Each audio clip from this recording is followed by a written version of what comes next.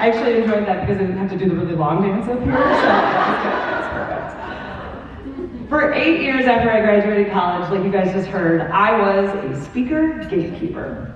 I was the person for conferences and events that I got to go out and search for speakers that would be perfect for our organization, and that we would bring them in, and they'd be able to talk to our group, but I was the one that had to find them. I struggled, which is crazy to me now, and knowing the world that I'm in, and knowing the amazing speakers that I know, but I struggled to find the perfect people for us. And so, I think it was like 2018, I had someone reach out to me. It was a cold DM on LinkedIn, and they were like, are you the person that makes the decision for this group? I'm like, well, no, but you do have to go through me. And so, he was like, okay, well, this is why I'd be perfect. And he told me all about his past. He told me his experience, and he told me, what he teaches from the stage. And it checked every box that we had. It was the exact thing that we were looking for, and so I just stopped looking. Boom, Keynote's booked. I already know this.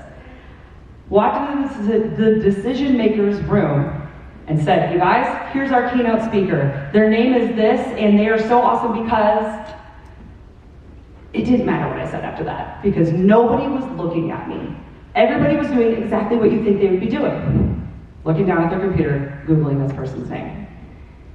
Before I could even vouch for them, they had a champion in me already in the room. The team had already decided, no, this is not our speaker.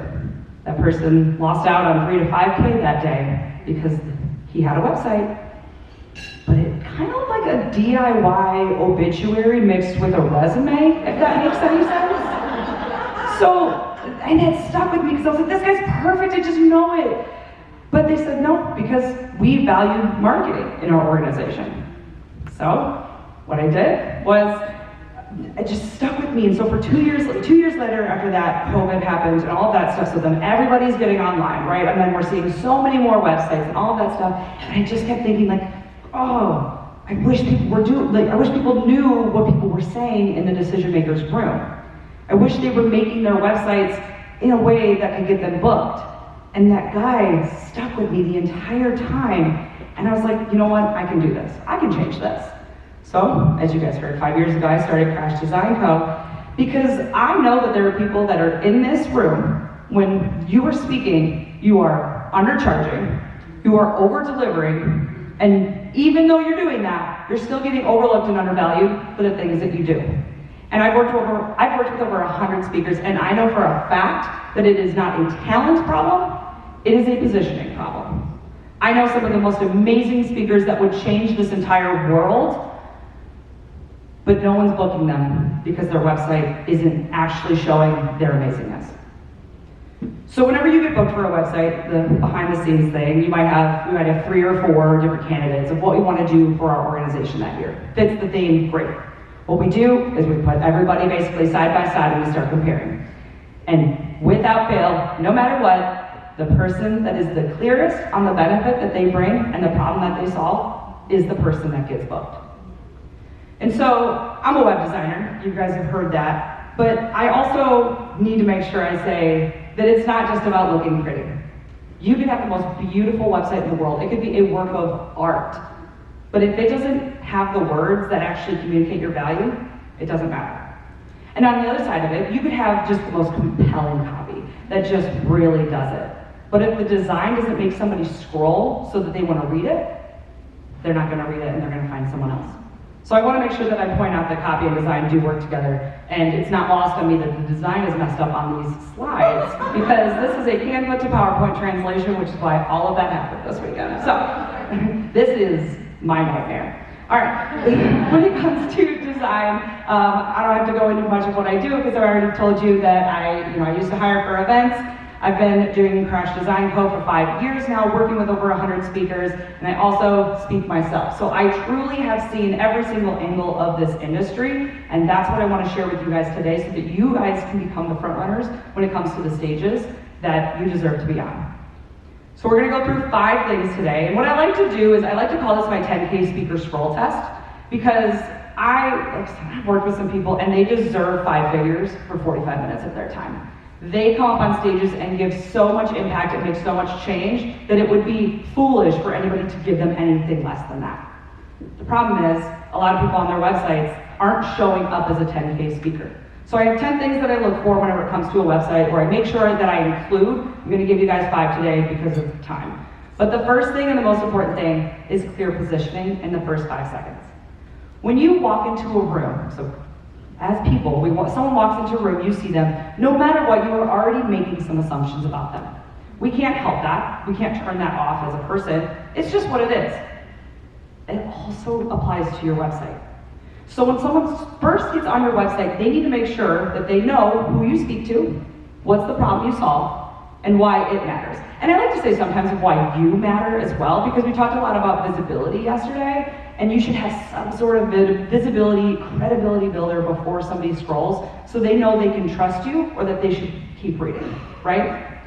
When it comes to event planners, I go to the National Speakers Association event now and all of their events that they do, and we get to work with event planners, we get to talk to them, they get to do panels and all of those things. And the biggest thing about speaking right now that they're telling everybody is that budgets are getting tighter. Wow, I know, shocker.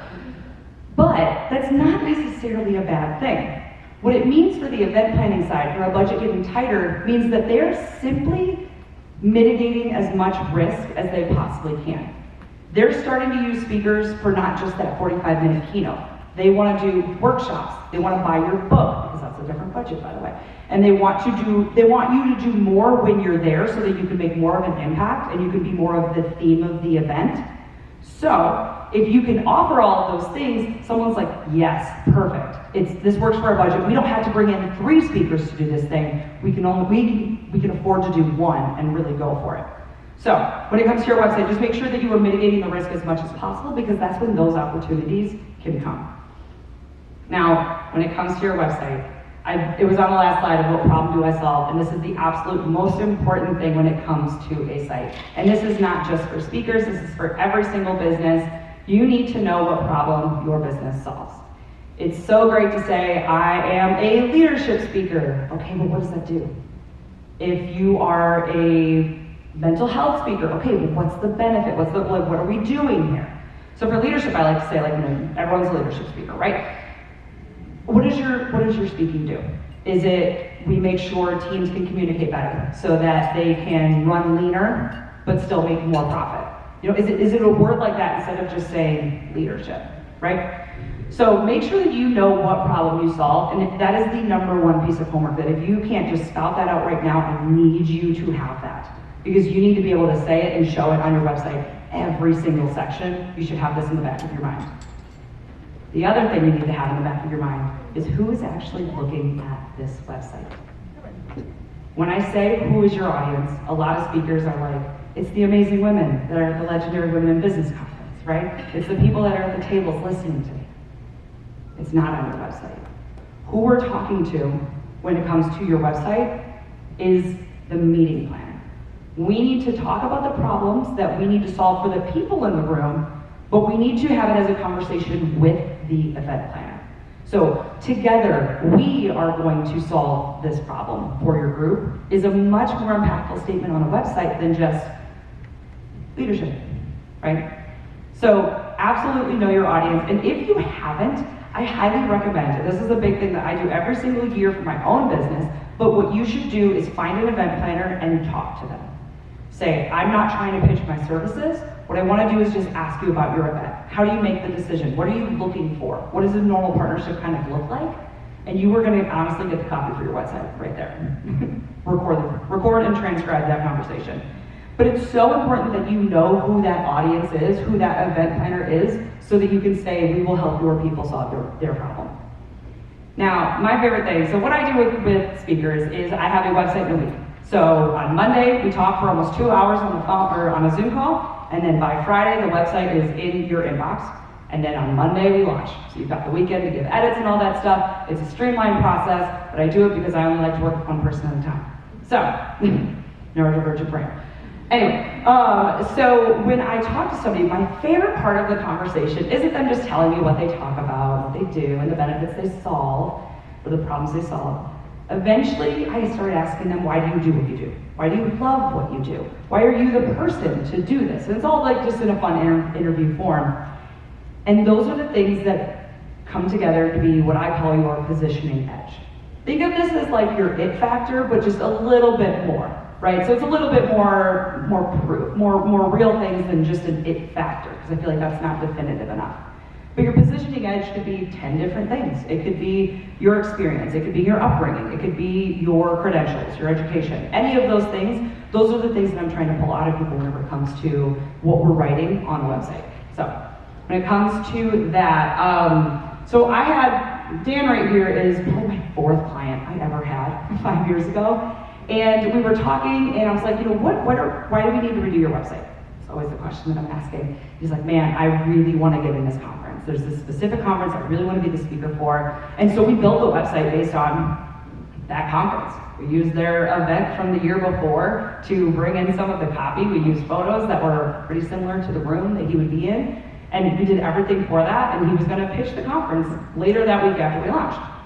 We launched, and he was so confident in the website that he doubled his rate, pitched it, got booked, and the guy said, I love your website. So I was like, proof of concept. So I was like, okay, there's something here, right? We're doing something right. And so now it's been years since we've done this website, but we're still like, I'm still just bringing in what's working. What did we do that day that's making it all happen? So the hook, that beginning, was really important. The second thing, that was a 2 on my slide. The second thing is that each speech needs to absolutely include the 3 non-negotiables. So when you are being hired as a speaker, yes, you are kind of the product in a sense, but what you also need to bring is, it's easier to buy something if it's got a label on it, right? Like if we're at a store, we need to know what it actually is. We're not just buying a bottle, we're buying a bottle of shampoo that does these things, right? So whenever it comes to your speech or your services online, we need to make sure we're super, super clear on what actually somebody is getting. So if you have a speech, or if you say, I'm a leadership speaker, let's name it. Let's productize the speech so that somebody can say, I want that.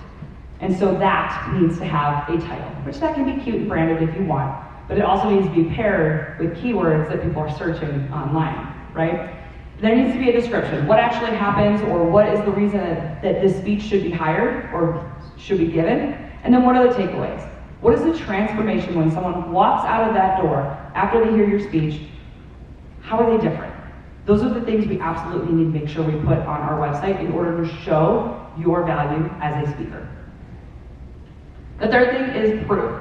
So if I say you need to have proof that you spoke, usually if I do this virtually, I'm like, tell me in the chat and all that stuff, and I put the slide too quick. So if you were going to show proof that people can pay you for what you do on a website, you see them everywhere, right? We're talking logos, we're talking testimonials, reviews, media logos that you've been featured by. A lot of the visibility things that Wendy talked about yesterday, those things have to be on your website.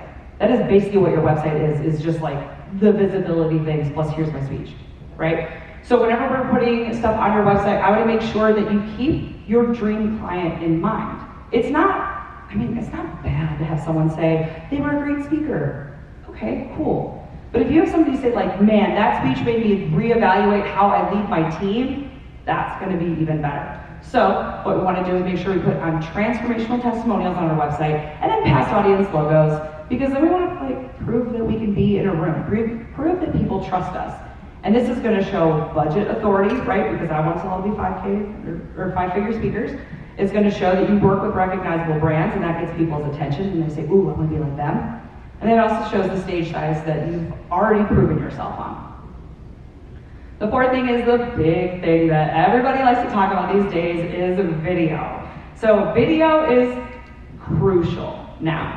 And about 10 years ago, everybody was getting speaker sizzle reels done, and it was like, boom, here's like first name and then last name. Like kind of like the music videos that like Wendy's been putting together for all the speakers, like the names and everything. Those were people's speaker reels for a long time. And then it was like right at the end, it was just like 7 photos of them really quickly talking, and it was just like, hire me. What? Like that's such a waste of everybody's time. Event planners are literally saying, please don't make those anymore. What they're saying is we would rather be dropped in the room in the middle of your speech and just get some of it. Get some of your goodness. People want to know your cadence. They want to know your energy. They want to know how you speak. And if you're going to be yelling or back and forth, event planners want to know that because what they're doing when they go through your website is picturing you on their stage. This is how you can do it. And you don't have to be the flashiest speaker that's running up and down, making everybody jump up and down or whatever. If you're calm, you're collected, and you can bring a room down and they can really listen to you, that is so powerful for an event planner. So don't think that you have to be running circles. All right, so with your video, make sure it is professionally captured. I will say, I know everyone's got iPhones, and that's great, but if we take good iPhone footage, but then we have like professional footage, there's a good and there's a better, right? All right, and so my client Jason, he actually, I don't even know why he hired me, because he had already hired 3 website designers before me, and he just kept getting stuff that he wasn't happy about. And also none of them did copy, which I think is just insane because like they work so much together when it comes to a website that he was just like, it just doesn't feel right. Like I had to look at a blank screen, type out what I wanted on my website, and then I sent it along, and then it just kind of looks like I could have done it. And I'm like, well, you basically did. So we worked together, and within a month, he had 4 or 5 leads directly come in from the website and the other assets that he has right after launch. So that's the power of putting all of these things together and making it look like the professional that you are. 5th thing, one thing is I will go to bat for my clients 100%. I vet my clients, I say no to a lot of people because I work with people that I want to be louder in rooms. And so I will say I'm not going to dog any of them up here. I used to put like before and after photos of them. I was like, it's so wrong. But I want to show you the power of photos. So this is the same event that I was speaking at. And you can see the one on the left. The one on the left is, I could have faked that. Super unethical, but you totally could like run into a hotel like this, jump on stage, act like you're speaking and run out and just take a photo, right? But the one on the right is proving there was a big room. There was a lot of people in there. And so whenever you're using your photos or you're getting photos, highly recommend trying to get stuff in the back of the room. If you do need photo help, feel free to take a photo of this and give it to your photographer. See, I'm trying to recreate these at an event. Can we do that? Also, you can't take a photo, but I will send it to you. There's a QR code at the end of this. I will just email it to you. It's much easier and it looks a lot better. All right, last thing, and this is my advocacy for event planners everywhere, make it easier to work with you. Because booking one keynote's great, but what if you book 3 keynotes because someone really liked you? That's even better, right? So make sure, and this is just like my super tactical thing that I just like, it is my mission for everybody to have one of these on their website. If you are a speaker, have a meeting planner page, because meeting planning does not happen between 9 to 5 most of the time. It does not happen whenever you are checking your inbox. Meeting planners happen when Minuteman Press is like, hey, we gotta get these yearbooks out by noon tomorrow, and all of a sudden you don't have a headshot of your speaker. You can't just email them, right? It's like 11:45 at night. So if you get booked by somebody and you send them this link, I promise you're making their life easier. And I know that because I know the 2 speakers that I hired in my 8 years that had one of these, both of them got rehired and both of them got referred to everybody I knew because they made my life so much easier and then had great content after that. So make sure that you are putting headshots, intros, bios for marketing, AV needs, like if you like lavalier or handheld mic, and then like food allergies, just in case you get booked for a keynote speech like that's during dinner. Just one of those side things that most people don't think of. And then, so the one thing I want to say, or actually I'll tell you, so like those speaker scroll tests, like I said, there's 10 things. Obviously for the sake of time, I could only get through 5 of them. If you book, or if you put your information into that, I will email that to you, as well as that speaker shot list. I'll follow up with that. And because I want you guys to know that being booked as a speaker is such a powerful thing, right? And that's what I want to make sure I end with. I firmly believe that the people that can make the most impact and positive change on this world are simply not positioned well enough. I firmly believe that the big keynote speakers that you guys know, honestly, probably don't even have stories as good as the people that are in this room. I've met a whole lot of people in these past couple days that I'm like, man, you need to get out there and tell your story. So that's why I work with professional speakers. That's why I want to make people louder, the people that deserve to be louder. So I want to amplify the voices and ideas that deserve to be heard. So if you're ready to be that person, let's work together. Thank you.